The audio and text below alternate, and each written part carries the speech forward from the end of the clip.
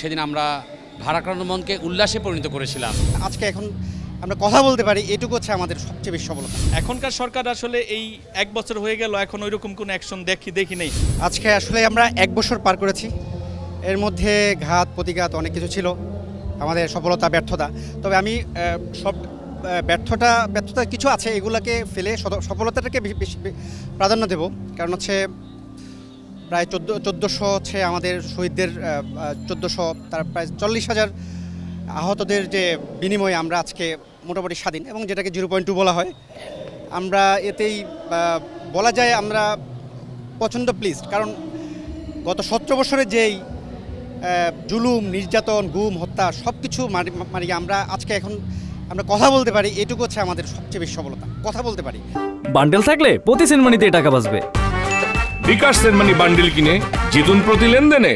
গত বছর এই 5ই আগস্ট আমি আমার বাচ্চাদেরকে নিয়ে বেরোছিলাম। যে আনন্দ ছিল যে হ্যাঁ, একটা ফ্যাসিস্ট সরকারের একটা পতন, যাতে এই ফ্যাসিস্ট কোনো দিন না আসে, এইরকম একটা আমাদের মনের ইচ্ছা ছিল। আজ ঠিক 1 বছর পরে আমার কাছে মনে হচ্ছে যে আজকের দিনটা ভালো লাগতেছে, যে ওইটার পুনরাবৃত্তি যাতে আর না ঘটে। আজকে যে ঢাকা বিশ্ববিদ্যালয়ে যে আয়োজনগুলো দেখতে পেলাম, এটা মনে হলো যে না, যেই সরকারি ক্ষমতায় আসুক তারা দেখবে যে না, 5ই আগস্ট একটা ঘটনা ঘটেছিল, যাতে যেই সরকার তার নিজের চিন্তা করতে হবে যে আমি এমন কোনো রাজনীতি করব না যেটা জনগণের বিরুদ্ধে যায় বা জনগণের কোনো অধিকার নষ্ট হয়, এরকম কোনো রাজনীতি আমি করব না।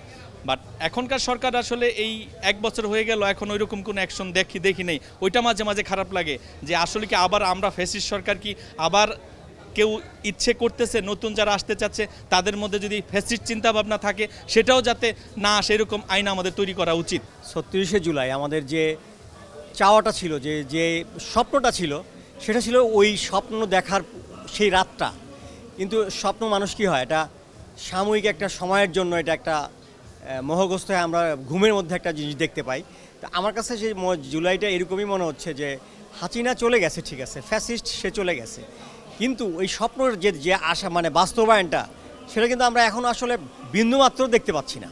এই 17-18 বছরে মানুষের উপরে যে জুলুম, কথা বলতে দেওয়া কি না দেওয়া, অধিকারকে না মনে করা, এবং মানুষের যাকে ব্যক্তি সত্তা এবং স্বাধীনতা থাকে সেটাকে অস্বীকার করার অর্থই এই 36শে জুলাই ফিরে আসছে। খুব ভারাক্রান্ত মন নিয়ে এসেছিলাম, এবং সেদিন আমরা ভারাক্রান্ত মনকে উল্লাসে পরিণত করেছিলাম যে একজন স্বৈরশাসক বিদায় নিয়েছে।